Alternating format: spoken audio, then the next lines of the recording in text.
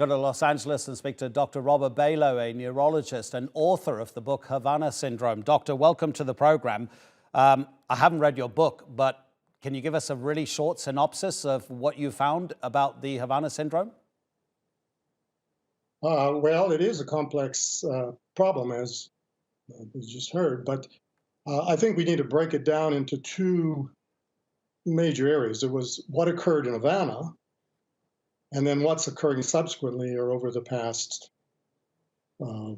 few years, where it's moving all over the world. I think most people would agree that these are different things, and it's unclear really what's going on around the world. Whereas we have a great deal of information about what happened in Havana, and there's been published reports. We have details regarding patient symptoms, the tests were done. But again, what's happening with, say, for example, people in Colombia, in Bogota, we have very little information and exactly what they're calling Havana Syndrome in these various countries. I mean, as far as you know, the geographical scope of this is something rather bizarre anyway. But the fact is it only people who have worked at the US embassies in these places, or possibly people who have been to those buildings? Do you know anybody who hasn't got a connection with US embassies who's ever complained that they may have symptoms of Havana Syndrome? Indeed, many people. In fact, I receive emails from people on a regular basis. But it's an interesting phenomenon. The government has really not been interested in people who complain of these symptoms and think they have the syndrome. When this occurred in Havana, about 15 people, Americans who have been in Cuba, tourists, had told the Associated Press that they thought they had the syndrome, but they were told to see their private physician, that the government was not interested in dealing with that problem, but they were mainly focusing on the embassy employees and their families.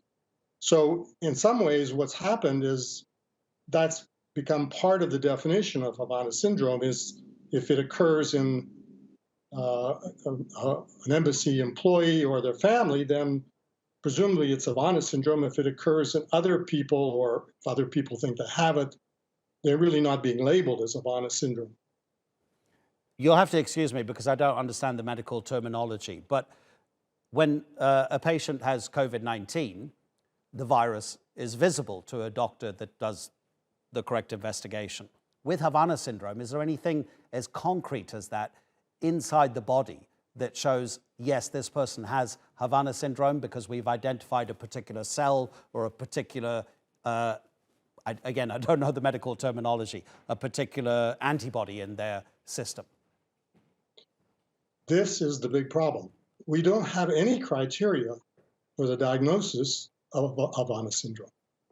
It's based on, initially, again, in Havana, patients reported having a variety of different symptoms, from headache, dizziness, cognitive problems, difficulty with memory, anxiety, whole range of symptoms, some just acutely, some that became chronic.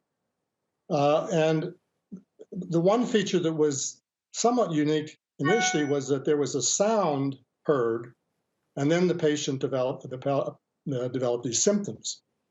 But subsequently, that has not been consistent. So, and the symptom pattern is not consistent. So that we really don't have any definition, certainly no criteria, no objective criteria for a diagnosis. That's what I was suggesting, that the people that are reporting Havana Syndrome in Vienna, in Berlin, Washington, D.C., are they having the same thing as the patients had in Havana? We really don't know. There's not been any detailed information published. We don't have specific information about what these people were experiencing. Did they hear noise and then experience? We don't know.